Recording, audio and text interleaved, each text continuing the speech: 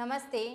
देखो, आप सभी कमेंट कर रहे थे कि मैम रीट मेंस की क्लासें भी हमें दी जाएं, तो मैंने आपसे वादा किया था कि मैं दीपावली के बाद जो है आपकी क्लासें ज़रूर लूँगी रीट मेंस की।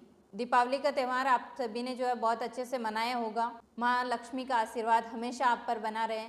अगर आपको क्लास पसंद आती है तो आपको इसे लाइक करना है, चैनल को सब्सक्राइब करना है और अपने मित्रों तक भी इसे शेयर करना है, ताकि अपने चैनल पर थोड़े से स्टूडेंट की संख्या और बढ़ जाए तो मेरा मनोबल और बढ़ जाएगा। क्योंकि जब आपकी संख्या देखकर ही हमें ये प्रेरणा मिलती है कि हम आपके लिए और अच्छे से अच्छा कंटेंट बनाएं। तो चलो आज से अपन रीट मेंस की भी क्लासेस शुरू करते हैं। रीट मेंस का जो है सिलेबस तो आपको सबको पता ही होगा।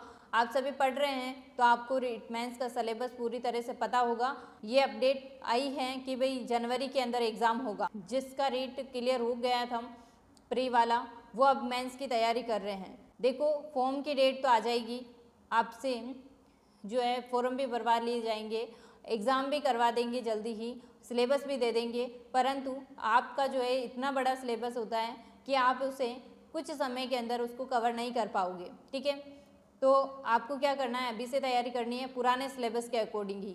आज का अपना टॉपिक है राजस्थान के प्रमुख प्रतीक चिन्ह। राजस्थान का राज्य वृक्ष कौन सा है? खेजड़ी है। और इसे घोषित कब किया गया था? 31 अक्टूबर 1983 के अंदर इसे राज्य वृक्ष घोषित किया गया था। वैज्ञानिक नाम इसका है प्रोसेपिस सिनेरेरिया।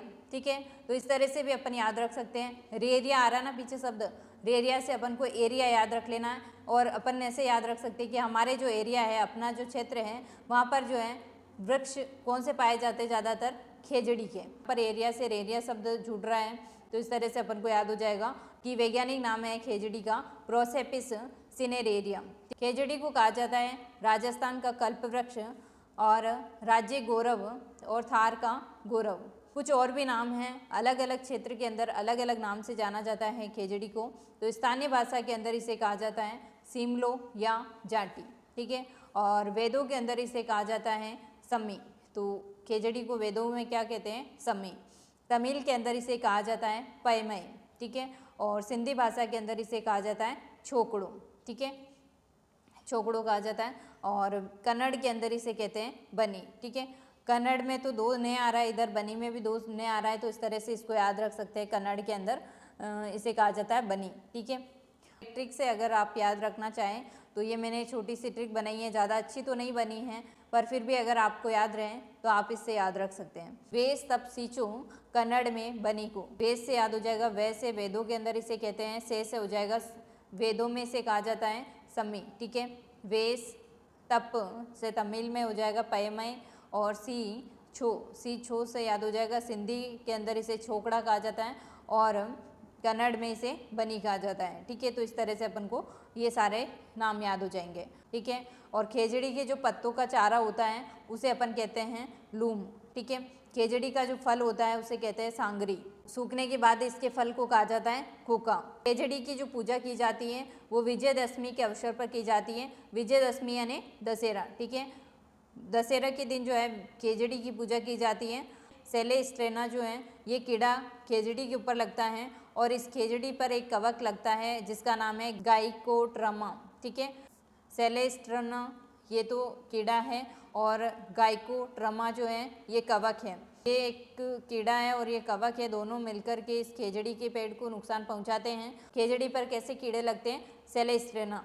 और कवक लगते हैं तो वो है गाइकोट्रमा। एक घटना भी आती है जो जोधपुर के अंदर खेजड़ली नामक स्थान की है, और खेजड़ी के वृक्ष को बचाने के लिए यहाँ पर जो है 363 लोगों ने बलिदान दिया था, और इसका बलिदान का नेतृत्व किया था अमृता देवी बिश्नोई ने। तो यहाँ पर 363 स्त्री पुरुषों ने यहाँ पर बलिदान दिया था खेजड़ी को बचाने के लिए। और अमृताबाई बिश्नोई जो है, इनकी 3 पुत्रियाँ भी इसमें शामिल थी, और इनके पति भी इसके अंदर शामिल थे। ठीक है, खेजड़ी दिवस मनाया जाता है 12 सितंबर को। और शुरू कब किया इसे? 1978 के अंदर इसे शुरू किया था। खेजड़ी पर डाक टिकट भी जारी किया गया है, जो 1988 के अंदर जारी किया गया था। और सबसे ज़्यादा खेजड़ी जो है वो अपन को शेखावटी क्षेत्र के अंदर देखने को मिलती है। जिला देंगे तो नागौर दिया जाएगा। सेकंड जो प्रतीक चिन्ह है वो है रोहिड़ा। ठीक है, जिसको अपन क्या कहते हैं? राज्य पुष्प। राज्य पुष्प है रोएड़ा, ठीक है। और इसका दर्जा दिया गया था इसे 31 अक्टूबर 1983 में। जब खेजड़ी को राज्य वृक्ष का दर्जा दिया गया था उसी समय राज्य पुष्प का दर्जा दिया गया था रोएड़ा को, ठीक है। और वैज्ञानिक नाम इसका है टिकोमेला अंडुलेटा, ठीक है। इस तरह से अपन याद रख सकते हैं, क्योंकि जो रोएड़ा है उसको अपन क्या कहते हैं, मारवाड़ की टीक कहते हैं, ठीक है, रोएड़ा को। तो और टीक शब्द आ रहा है ना, तो इसका वैज्ञानिक नाम है टिकोमेला अंडुलेटा, ठीक है। रोएड़ा जो है इसे राजस्थान का सागवान भी कहते हैं, मारवाड़ की टीक भी कहते हैं, राजस्थान की मरु शोभा कहा जाता है, रेगिस्तान का सागवान भी इसे कहते हैं।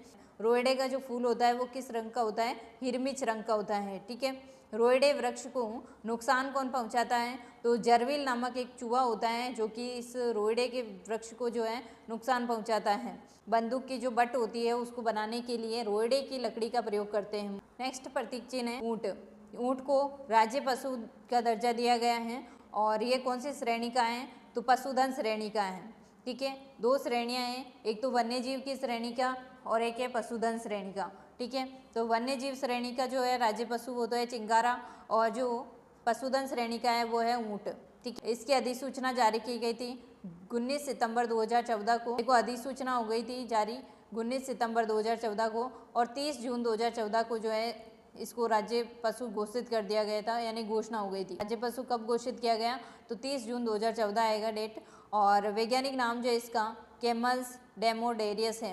अंग्रेजी में अपन क्या कहते हैं, ऊँट को कैमल कहते हैं, और इसका वैज्ञानिक नाम याद करने की अच्छी सी ट्रिक है, इसमें कैमल शब्द आ रहा है, ठीक है, कैमल्स डेमोडेरियस, ठीक है। भारत के अंदर सबसे ज़्यादा राजस्थान के अंदर ये पाए जाते हैं। राजस्थान के अंदर सबसे ज़्यादा जैसलमेर के अंदर पाए जाते हैं, और राजस्थान में सबसे कम कहाँ पर पाए जाते हैं, प्रतापगढ़ में सबसे कम पाए जाते हैं। प्रताप से याद रख सकते हो, क्योंकि प्रताप की सेना जो थी उसके अंदर ऊँट नहीं थे तो न्यूनतम ऊँट हो गए। तो राजस्थान में न्यूनतम ऊँट कहाँ पर पाए जाते हैं, प्रतापगढ़ के अंदर। इस तरह से अपन याद रख सकते हैं। केंद्रीय ऊँट प्रजनन एवं अनुसंधान केंद्र जो है ये है जोड़बीड़ के अंदर, और जोड़बीड़ कहाँ पर है, बीकानेर के अंदर है। ऊँट की नस्लें हैं बीकानेरी, जैसलमेरी, नाचना और गोमट। इसको भी एक ट्रिक से याद रख सकते हैं, बीजे पर नाच गो, ठीक है। बी से याद हो जाएगा बीकानेरी, जै से जैसलमेरी, और नाच से याद हो जाएगा नाचना, और गो से गोमट, ठीक है। शब्दावलियाँ है जैसे गोरबंद।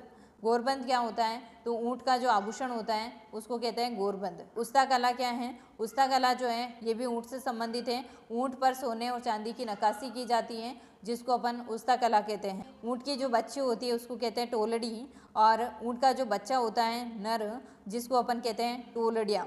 बूढ़ा ऊँट जो है उसको कहते हैं पाखट। ऊँट के अंदर कौन सी बीमारी होती है, तो ऊँट के अंदर होती है सर्रा या तीव्रता बीमारी। तो अशोक टांक जो है उसको कहा जाता है camel man. Camel milk mini plant लगाया गया था जयपुर के अंदर।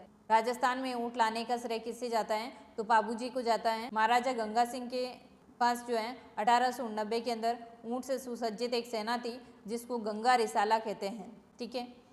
तो आज के क्लास में अपन ने 3 प्रतीक चिन्ह पढ़ लिए। सबसे पहला अपन ने पढ़ा था राजस्थान का राज्य वृक्ष, ठीक है। दूसरा राजस्थान का राज्य पुष्प। तीसरा पढ़ा है राजस्थान का राज्य पशु, और वो भी कौन सी श्रेणी का, पशुधन श्रेणी का। नेक्स्ट क्लास में अपन राजस्थान का जो राज्य पशु है वन्यजीव श्रेणी का चिंकारा, उसके साथ साथ और भी प्रतीक चिन्ह को पढ़ेंगे।